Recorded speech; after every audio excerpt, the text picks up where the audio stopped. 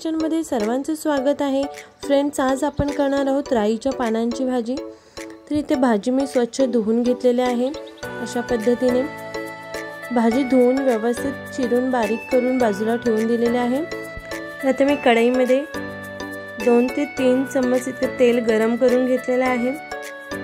तेल गरम झालं की यामध्ये आपल्याला टाकायचं आहे जिरं आपल्याला तडतडवून द्यायचं आहे।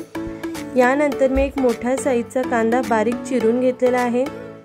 पाल्याच्या भाज्यांमध्ये जर कांदा जास्त आपण टाकला तर भाज्या खूप चविष्ट लागतात। तर इथे कांदा मोठा साईजचा बारीक चिरून घेतलेला आहे। तो आपल्याला थोडाफार गोल्डन ब्राउन होईपर्यंत आपल्याला परतवून घ्यायचा आहे। गॅसचा फ्लेम आपल्याला लो मीडियमच ठेवायचा आहे। कांदा थोडाफार ब्राउन झाला की त्यामध्ये आपल्याला थोडं मीठ टाकून घ्यायचं आहे। त्यानंतर बारीक मिरची चिरून घ्यायची आहे। मिरचीचा तुम्ही ठेचा करून टाकला तरीही चालेल। आणि इथे मी एक मोठा साईजचा टोमॅटो बारीक चिरून घेतलेला आहे।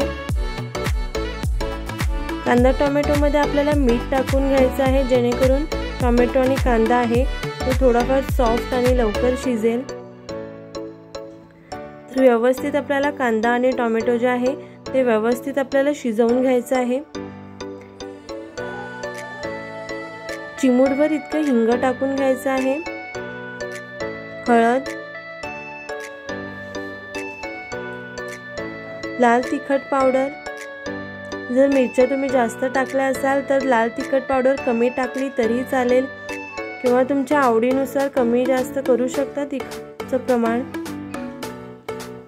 व्यवस्थित आपल्याला कांद्यामध्ये मिक्स करून घ्यायचं आहे आणि यामध्ये चिरलेली भाजी टाकून घ्यायची आहे।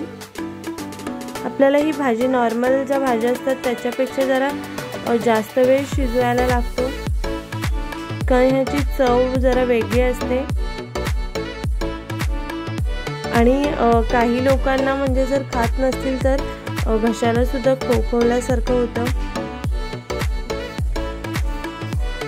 सो आपल्याला ही भाजी जरा व्यवस्थित शिजवून घ्यायची आहे।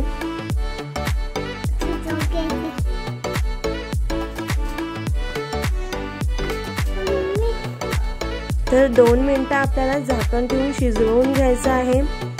आणि यानंतर अगदीच थोडंसं पाणी टाकून आपल्याला भाजी शिजवून घ्यायची आहे। हाफ कप इतकं आपल्याला पाणी टाकून घ्यायचं आहे आणि झाकण ठेवून भाजी व्यवस्थित शिजवून घ्यायची आहे। फ्रेंड्स, तुम्हाला जर माझी व्हिडिओ आवडली असेल तर प्लीज लाईक करा, कमेंट करा, शेअर करा आणि माझे चॅनल सबस्क्राईब केलं नसेल तर चॅनल सबस्क्राईब करायला विसरू नका।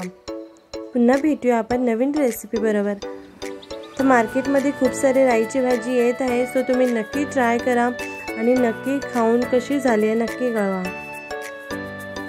अजून सेकंड मेथड आपल्याला याच बरोबर बघायला मिळणार आहे। थँक्यू, धन्यवाद।